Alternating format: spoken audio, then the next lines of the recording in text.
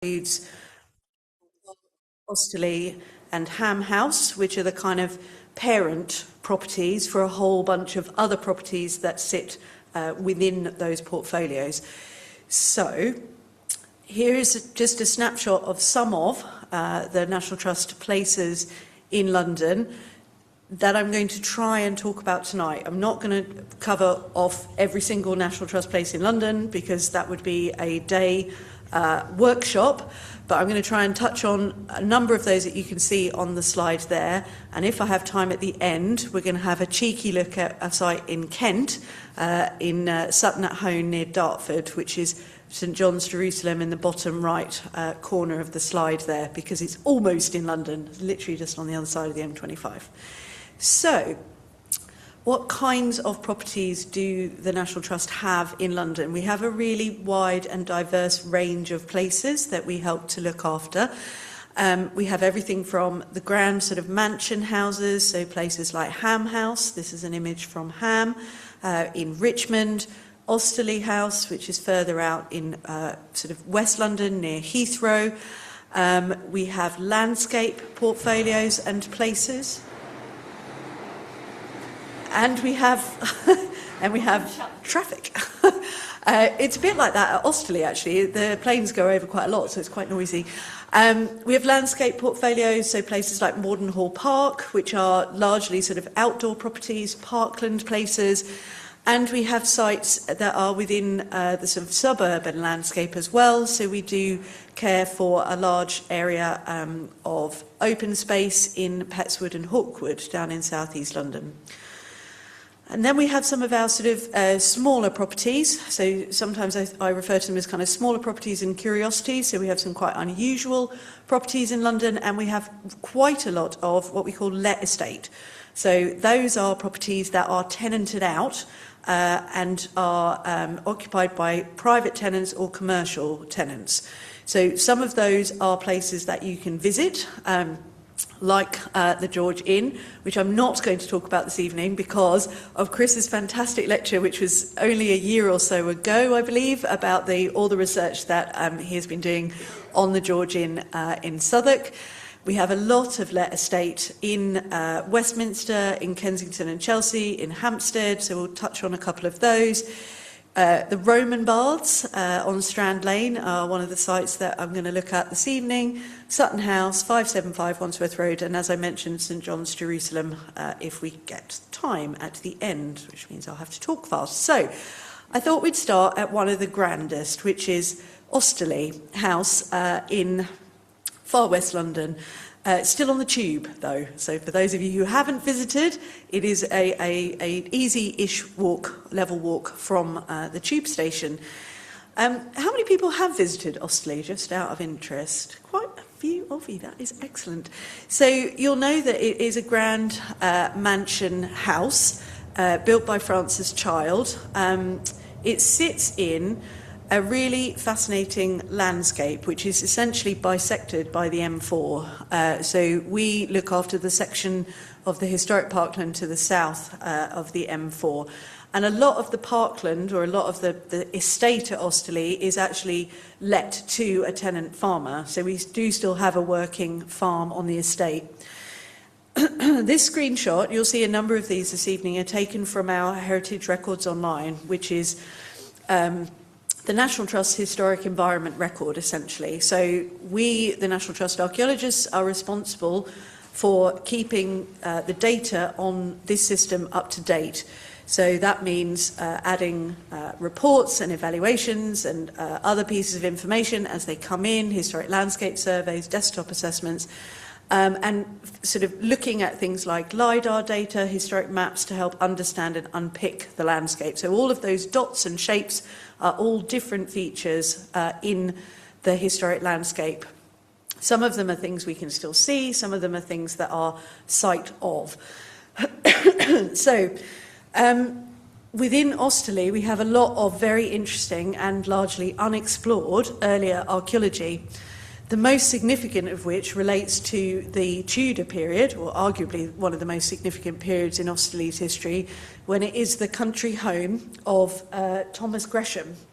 So this is a view by Moses Glover from the 17th century,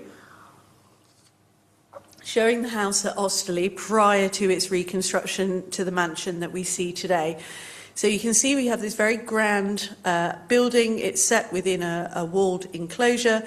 And can you see it's got buildings to the right of the main mansion? Those are the stable blocks. And you can also see moving further out into the landscape, and this is just a screenshot of a little bit of this drawing. We've got features marked like ponds and various other sort of landscape features that we can still see in things like LiDAR and parch marks. So I'm sure everyone in London has heard of Thomas Gresham, Elizabeth I financier, a man so notoriously wealthy he drank a pearl. Have you all heard that story? I digress, so save it for another time. But Gresham's symbol is the grasshopper, and he was an immensely powerful and wealthy courtier. The only sort of substantial surviving remains from that period of Gresham activity at Osterley is these buildings here. So this is the stable block, and this is Thomas Gresham's surviving stable block. And it's a bit kind of knoll-like, really. It's not just a small, casual stable block. This is an enormous piece of infrastructure, essentially. And at present, it is used for a variety of different sort of purposes. So we have second-hand bookshop, we have the offices and the staff, meeting rooms and things like that. Some of it is not occupied at all, so we have quite a lot of this building that is due for refurbishment, a project essentially, which is music to a buildings archaeologist's ears, and it is a really spectacular space. Just to the back of that stable building, there is also an enormous barn of the same period, so just reminding us of the fact that this is not just a courtier's estate, this is an agricultural estate. So this has many functions, this landscape at Osterley. And also, can you see all the horseshoes next to the door there? There's some potentially really interesting work to come at Osterley, looking at graffiti, inscriptions, ritual protection marks across all of the buildings, which is a survey that hasn't been undertaken as yet. So the grasshopper motif has figured in a couple of artefacts that have been discovered in the, I think it's fair to say, fairly limited investigations that have taken place thus far. Really, most of the work at Osterley, if not all of the work at Osterley to date, has been driven by infrastructure need. So where we need to put in services, facilities, new toilets, new cafes, that kind of thing, those are the sorts of projects that have driven archaeological investigation at Osterley. It is one of those places that I'm always gently saying, research project here? This would be really, really interesting. Apologies for the quality of this slide. This fragment of grasshopper tile was found in the 1990s in the walled garden next to the barn. It was sent to the British Museum for identification, and it has not been seen since, apparently. So this is the only image we have of it.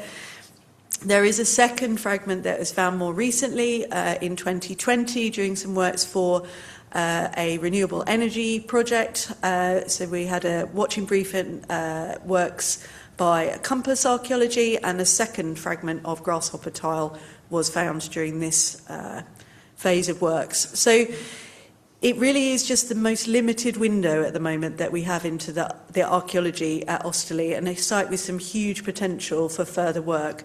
What we do have now at Osterley is a group of very engaged volunteers who are doing some monument condition survey work for us. So this is a nationwide project that we're rolling out across the whole of the National Trust, and we have a brilliant team at Osterley who are going out into the parkland, looking at all of the different monuments that we have recorded and having a think about their condition and how they are surviving.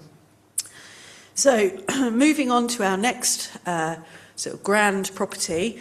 This is Ham House, and for those of you who are Bridgerton fans, you may have spotted that Ham House features in a number of different scenes. Is anyone a Bridgerton fan? Just me? It's so good, even just for the location spotting. This is not what Ham House looks like every day, so this is pretty exciting. This is a masquerade ball scene from the latest season of Bridgerton, for those of you who haven't seen it. It was fab.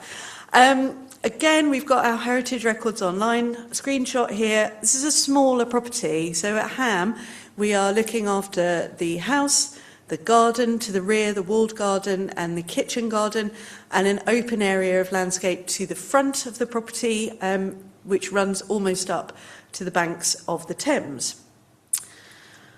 So at Ham, a lot of the work we've been doing has been looking at using 3D photography and survey to create models which can be accessed online. So we're working with an incredible volunteer called David Fletcher, who has been creating these 3D models for us of spaces particularly that are inaccessible to visitors, so that you can get a good view of them from the comfort of your armchair. So the bookshop here, which you can see he's captured in this scan, is obviously accessible to visitors. The bottom of the ice house, however, is not. So if you want to know what the bottom of the ice house at Ham House looks like, you can now explore that via Sketchfab. The biggest piece of work that David has done for us at Ham is the scan, the 3D model of the green closet, which is an extraordinary space at Ham, which visitors don't go into. It's a very small space and it's absolutely full of paintings and sort of very, very delicate furniture and cabinets. So if you explore this Ham House model, you see we've got all the numbers on the screen there. If you click on all of those, it takes you through to the collections record for each of those items. So if you want to explore this space, you can get a really good insight into all of the different collections and decorations that are housed in this part of the building. Again, during my period of looking after and helping support the work at Ham House, we've had very little excavation. There were, however, quite a lot of periods of excavation at Ham during the 1990s, so these would have all been supervised by my colleague at the time, Gary Marshall, and a lot of it was around the garden restoration works that were taking place in the 1990s. So we're looking here at what is now part of the kitchen garden, and you can see the nice circular holes are for tree planting. So I've had a lot of fun looking through the archive photographs of the work in the 1990s at Ham House. So we've got a picture of Gary at the top on his computer in the Fountain Court. A lot of the work at Ham was supervised by Leslie Howes, who some of you may remember, who did a lot of work in parklands and gardens, particularly in London in the 1990s. And at the bottom, you can see a small group of people standing, again, in the Fountain Garden. The person in the middle, I do wonder if it's possibly Jane, I'm not sure. The person on the right is definitely Les. So Les Capon is in lots of our photos from the Ham House 1990s excavation. And this is one of the trenches in the second sort of garden space in the Platt Garden, and you can see they're excavating here a small lapdog, so one of the discoveries from those periods of work.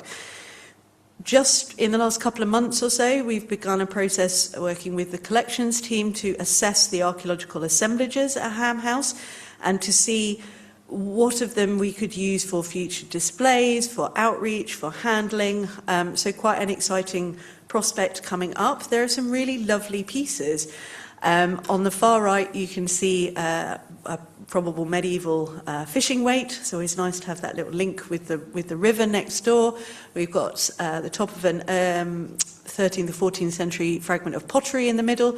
And on the far left of the slide, we have a really unusual item. This is a 17th century flower pot, which was published by Chris Curry in Post-Medieval Archaeology in 1995. So it's not every day that you see 17th century flower pots, but here they are. The National Trust also leases in the site of Petersham Meadows. So historically, Petersham Meadows, just slightly further downstream, was part of the Ham estate. It's now owned by the local council, but the trust leases it back from the council for a posy a year, I believe, is the payment. So what that means is we manage this open space, which you can see here in a view of 1677. I don't know if pressing something might cause something to break, but it's this area in the centre, and this is Glover's Island lying in the Thames here. So, well, frankly, any excuse to look at Thames archaeology. The area of Glover's Island, Petersham Meadows and Ham House was all surveyed in the 1990s by Richmond Archaeological Society, so we know we have surviving timber structures on the foreshore in both of those zones. Only visible in November during the drawdown, so it is on my long list of things to do that I must get up to Richmond in November and get out on the foreshore during the drawdown. But Petersham itself is a fascinating area. It is referenced in Domesday Book when it is recorded as having a fishery. You can see the sort of later development and history recorded in the 15th and 18th century, where fishing still seems to form an important part of the local economy.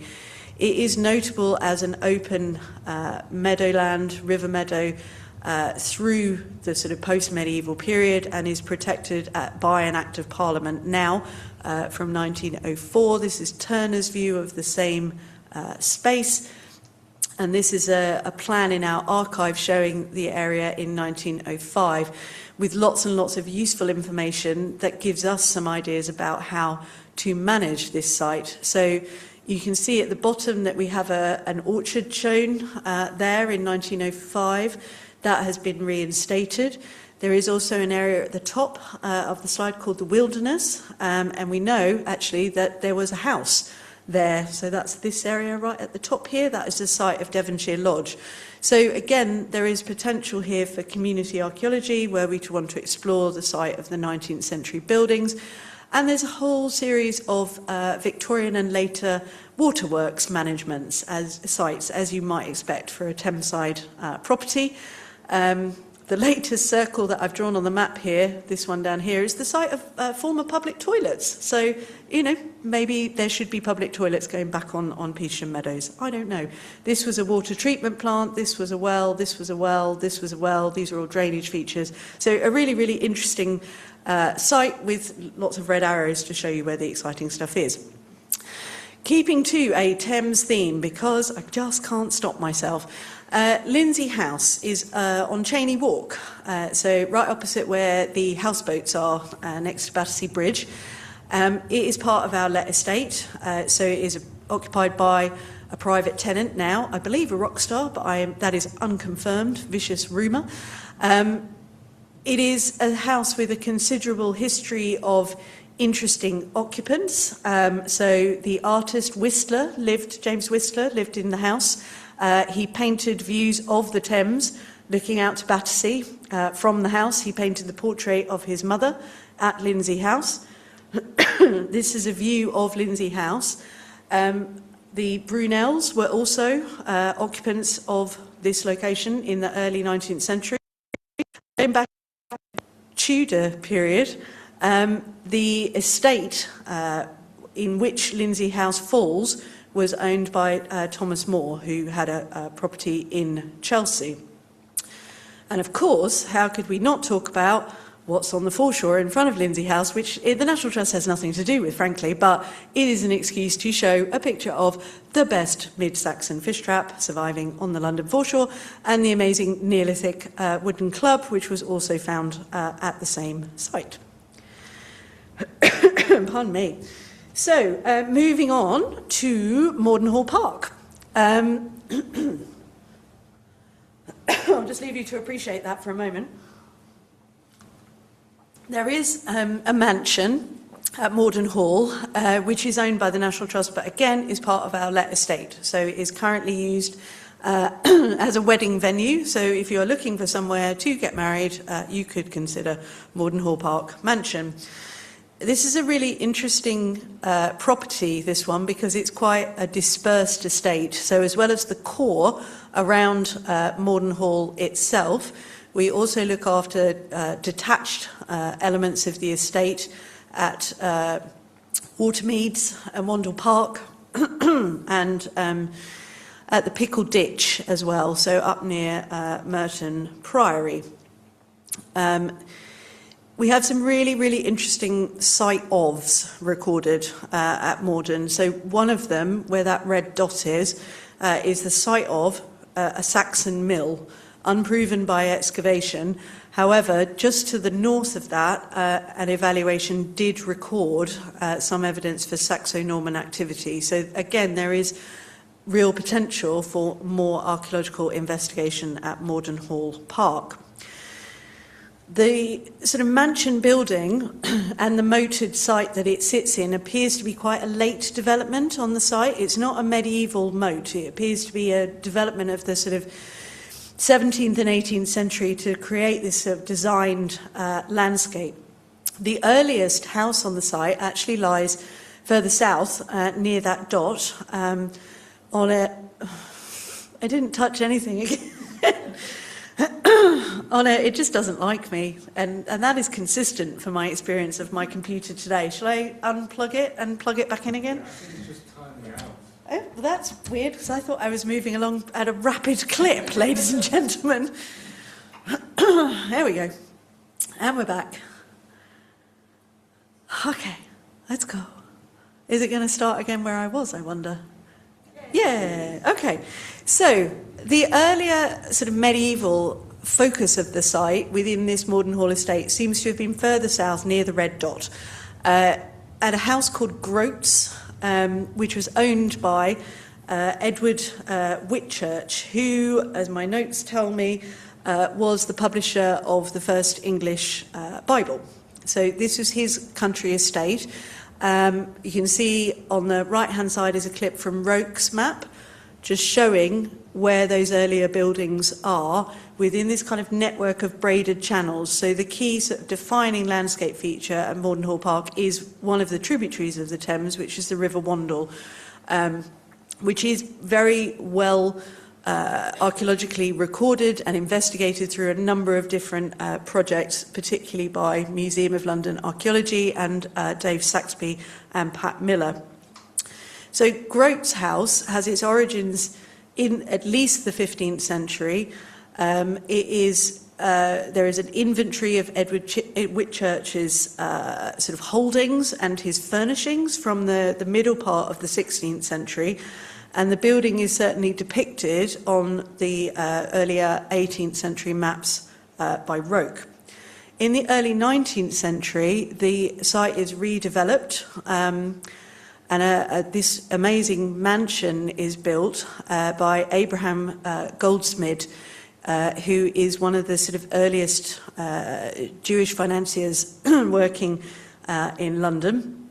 It's a rather sad tale, though, because he overcommits to various sort of financial agreements, I believe, with the government, and kills himself at Morden Hall Park, which is not by way of bringing this lecture down, but just by way of telling the full story. So there is Abraham on the right-hand side. His mansion, again, does not survive, and it has been subsequently replaced by the present Morden Lodge building. So there are at least three major phases, if not four major phases of construction on this part of the Morden Hall estate.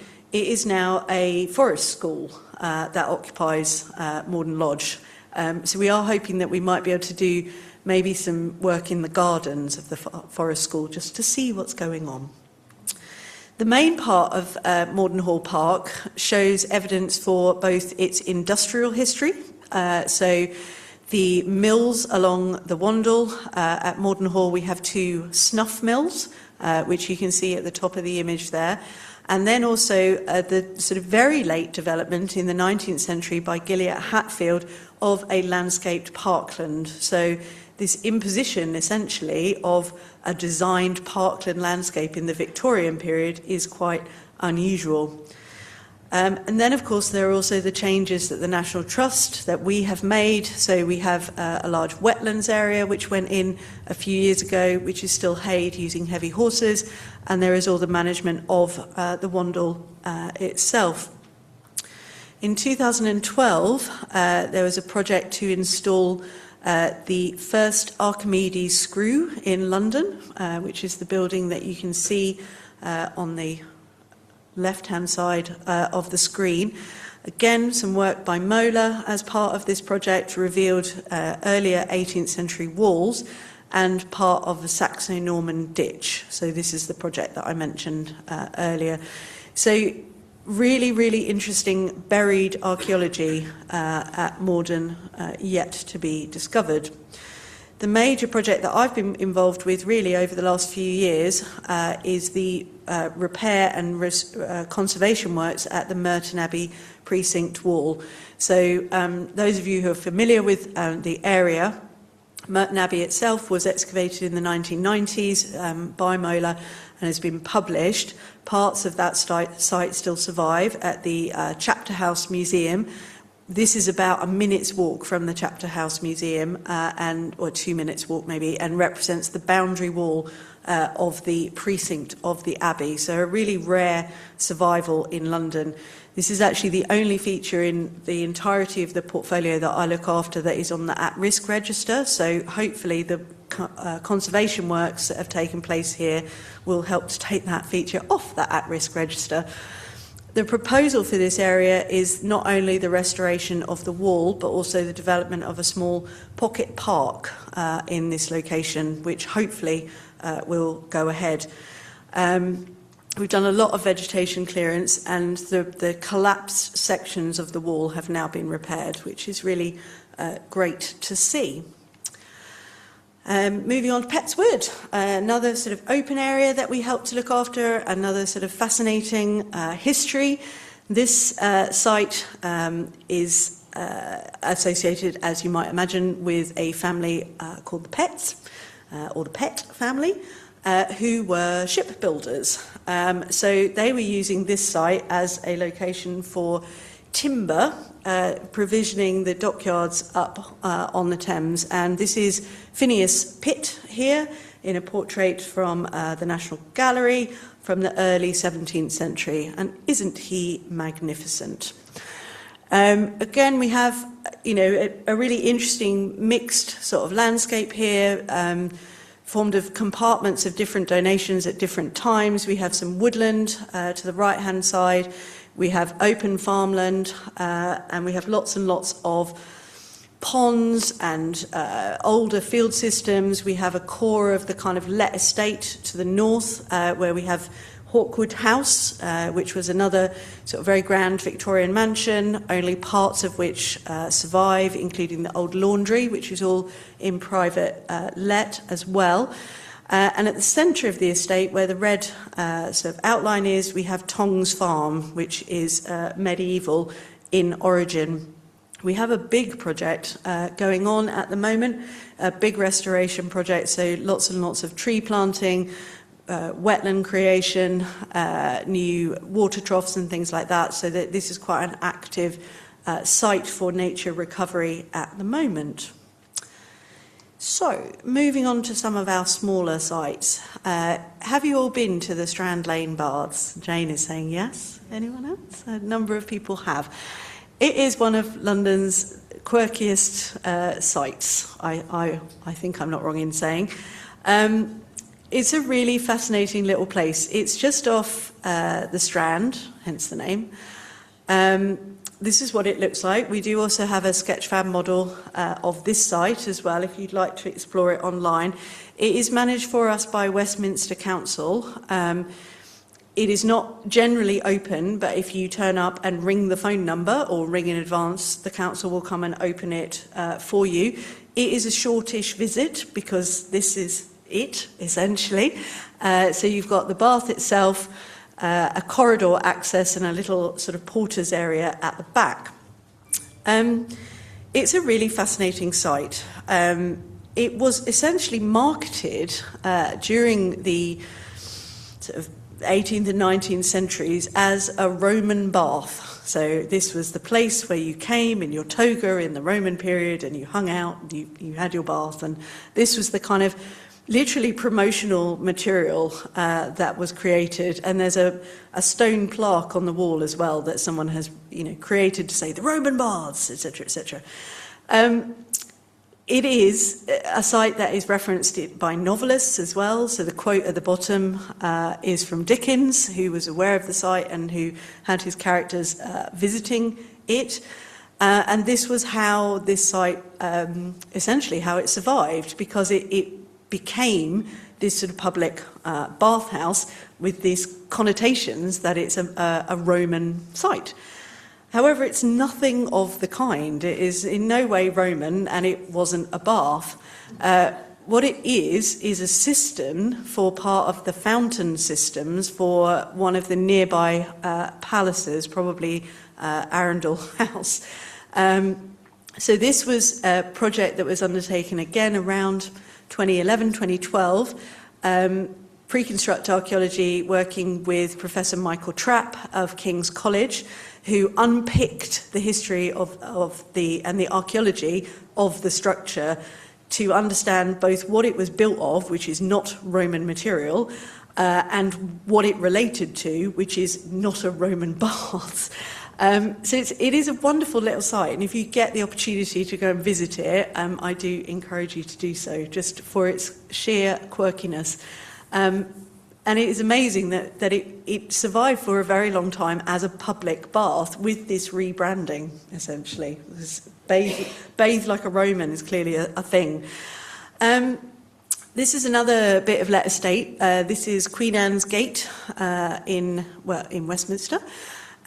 This was built in the early years of the 18th century and originally used by the National Trust as our head office until 1982, and now again is let out to private office space. The reason that I've included this one is it features in this book Figures in a Landscape, a history of the National Trust, with a really vivid description of what it was like working in the National Trust head office during World War II. And how that building kind of functioned. And it's because it's not a visitor space, it's not really a property that we talk about.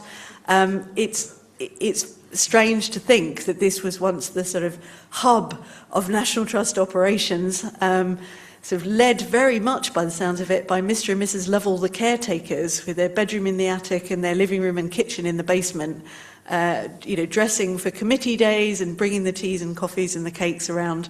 And what it was like working there during, the period of bombing in World War II. So really, I love this quote because I just think it's an amazing bit of oral history. And I love that Miss P was terribly frugal and every pencil and rubber had to be accounted for. And some things don't change in the National Trust. This is another National Trust building. This is the Bluecoat School, which is not far from Queen Anne's Gate. This is a 17th century boys' school, which used to be the National Trust shop in London, and is now again let to a private tenant. I think it would have made a really good shop for the National Trust in London, and I would like to lead a personal campaign to open it back up again as a shop. So I think it's rather sweet. Gary, as I mentioned, my former colleague, he did do some watching brief work in the sort of courtyard around the Bluecoat School, and we do have a very good building history of the structure by Nicholas Cooper. 575 Wandsworth Road. Who's been to 575 Wandsworth Road? One or two people in the room. This is an amazing property. I've only recently visited and I was absolutely blown away.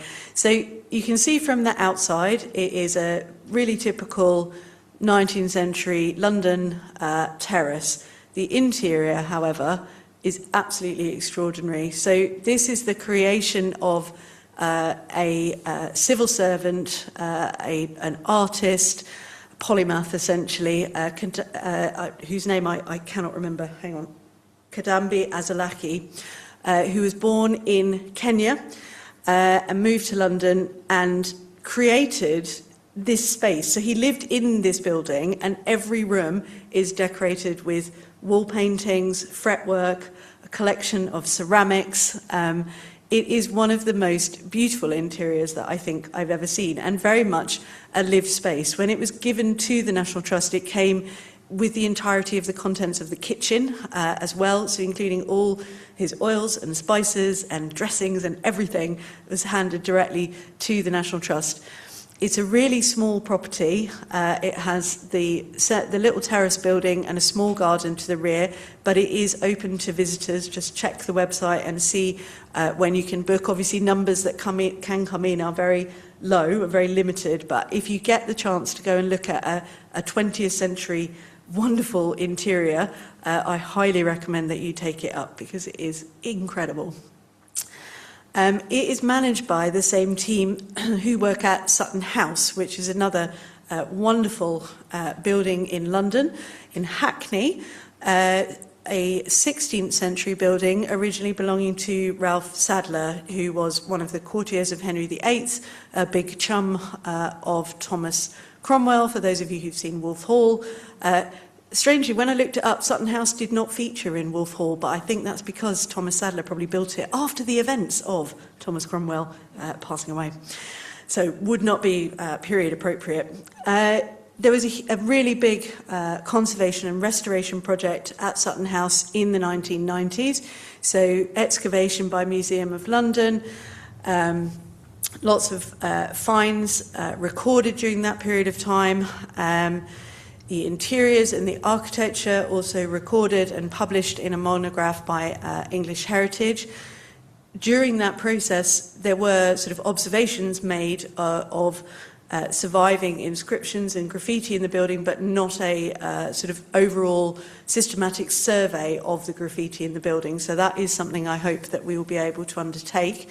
We do have everything from, you can hopefully see the little gentleman in his rather lovely outfit, to ritual protection marks on the fireplace.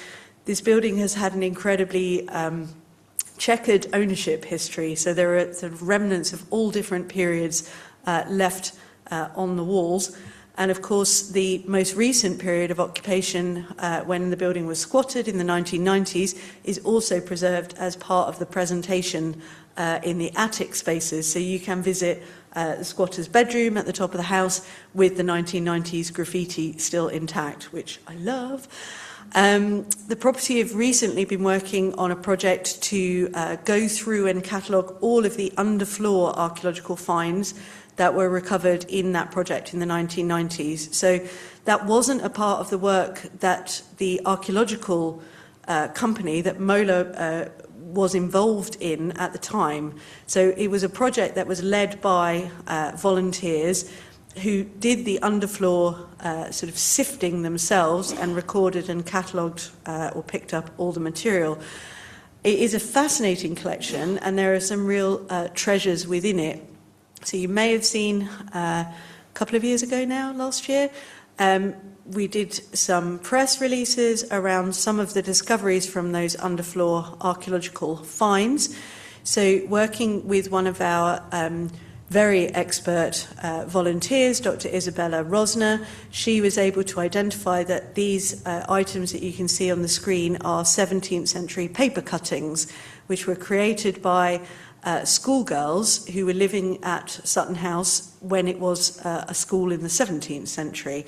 So all of this material is just waiting to be explored, essentially, and this is a really lovely discovery and some work by Isabella.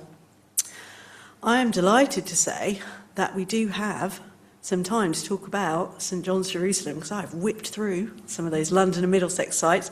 So with your indulgence, I wanted to bring this site in because it is literally just on the outskirts of London, and again, a really wonderful property to go and visit if you have the chance. So it is a sort of combination of two things, this site. It is part of our let estate. We do have tenants living here at St John's Jerusalem, but it is also open to the public to visit. So you can visit the gardens and you can visit the chapel. If you also have some money to spare and you are looking to acquire a lovely residence, the leasehold is also for sale at the moment. So you can come and see me after and I can tell you how much it is. It is a stunning property with an amazing history. It is a scheduled monument. It is a grade 2-star listed building. It lies on the River Darrant in Sutton at Hone, which is part of the sort of Darrant Valley string of amazing sites. St John's is one of those. It lies on part of the Darrant River called the St John's Loop, and it is a very watery site. It is moated, it has a series of kind of braided channels running around it, and it's definitely had a history of sort of agricultural history that has included things like water meadows, osier growing, and watercress growing. Possibly also a mill here in the medieval period, yet to be proven by excavation.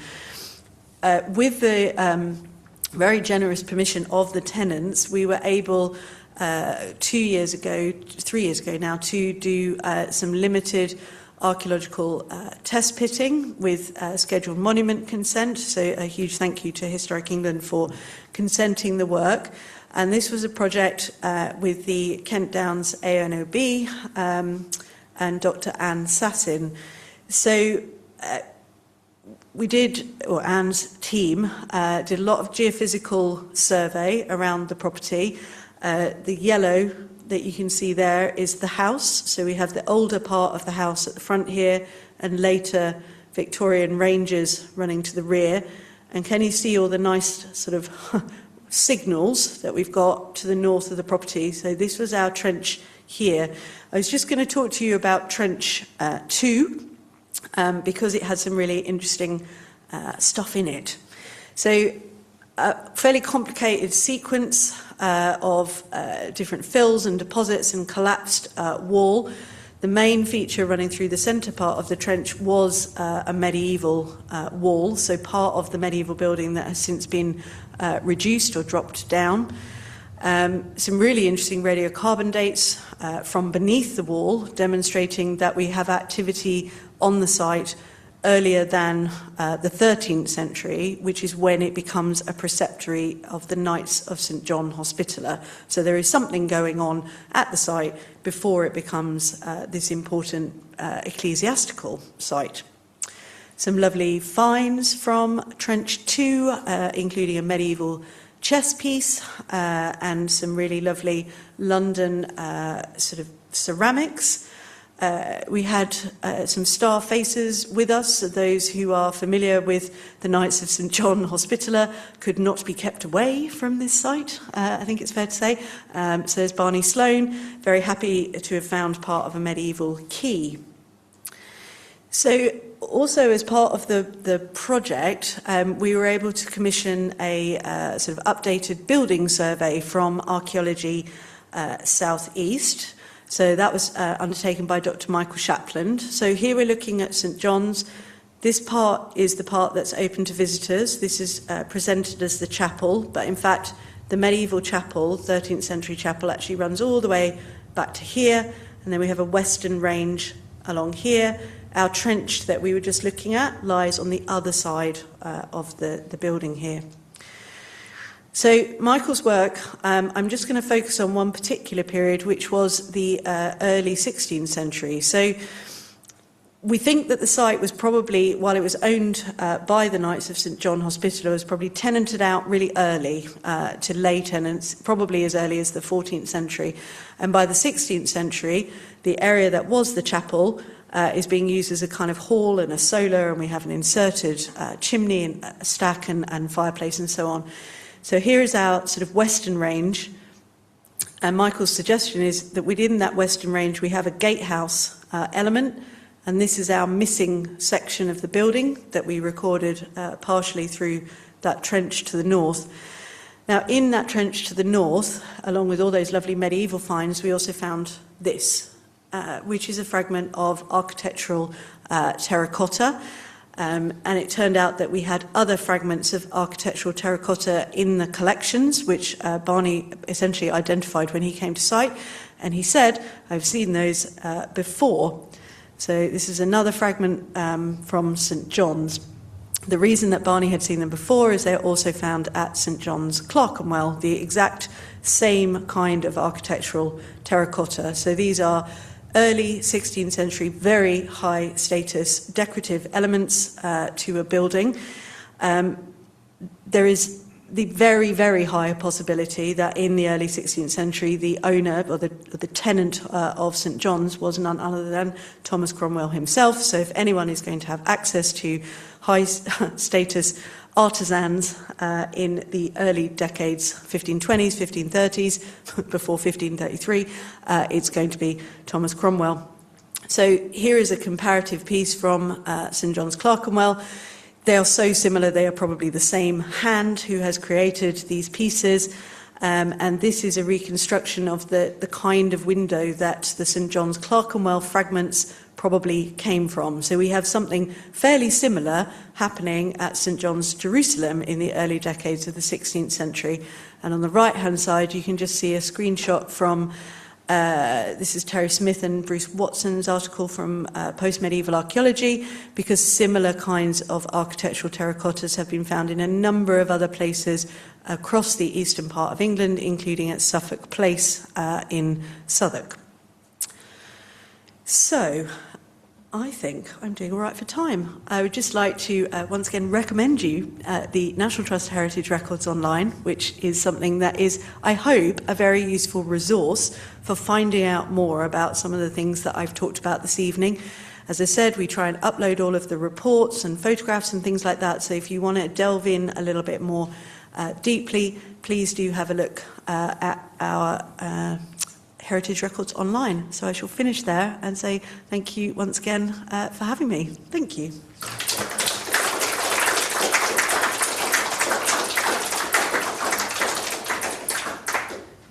Nat, thank you very much. Are you happy to take some questions? I am. I shall come back this way. Yeah, do.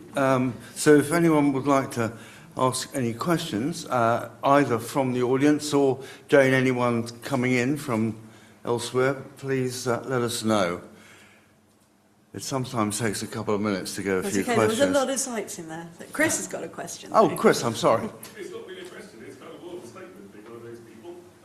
If you ever go to PCA, you dug up absolutely gallons of terracottas at Sutton Place, Strand Lane House. Yes, I think that was one of the sites that came up in my. Yes, it's work that Bruce Watson mentioned. Yeah. They've also done some more scientific work on the terracotta as well. Okay, thank you. They're a really amazing artefact type that I've learned a lot about in the last few years, and they're incredible that we have them so closely matched at St John's, Jerusalem and St John's, Clerkenwell. We did wonder whether actually someone might have been bringing them to St John's, Clerkenwell, from Clerkenwell to Sutton at Hone, but why you would unless you were going to, as a recycling material was a suggestion, but I don't think so. I think they're building a structure with a fancy window. And of course, Barney did quite a lot of work at St John's, He did indeed. Clerkenwell. It was very helpful to have him there. It would all tie up quite nicely, I'm sure. Jane. Jane.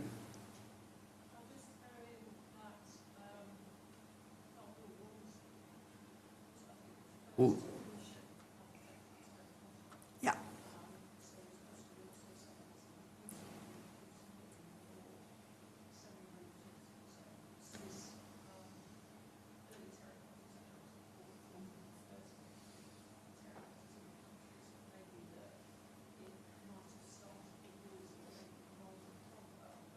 Yeah. Yeah. I think, yeah, the data of these architectural terracotta craftspeople being brought to England, and that his influence spreads, and I'm sure Cromwell is one of those people who's helping to spread that. And it is a really interesting looking at the other places on that map and who owned them. They're all Henrician courtiers of some influence and power who are taking this technique and taking these artisans and creating these structures. So really, yeah, there's a whole lecture in there as well, but you probably want Barney to come and do that one. of course, I think one of the really interesting points about looking at, I mean, obviously quite a massive evidence of quite a lot of different sites, but it's sort of easier to think of, well, you showed the slide Nyman's Gardens on there, where I was last weekend, and it's so usual to think of these sites as big entities in the countryside, but it's pretty clear that over the years the National Trust has got hold of a huge range of properties of different types. Absolutely. And one of the things I think that you illustrated absolutely clearly was how much more room there is for archaeology within these garden areas, or... All right, fingers crossed. I mean, over the years, it's quite, you know, you're sort of pointing out how much evidence might still be around, how much more we might learn about them from the work.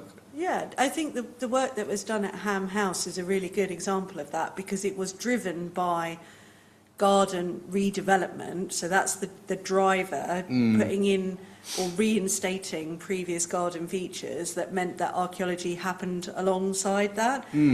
And that is how we try and work. So, and we archaeologists can be helpful in that, because we can say, well, there's a picture on this old drawing of a fountain here, and we've dug a hole in there. Yep, there is a fountain here. So if you wanted to put a fountain back here, that's great, because that's all historically neat and tidy. So yeah, I think it will be interesting to see where the National Trust goes with places like, you know, the garden sites and what work we get to do. Jane is waving at us.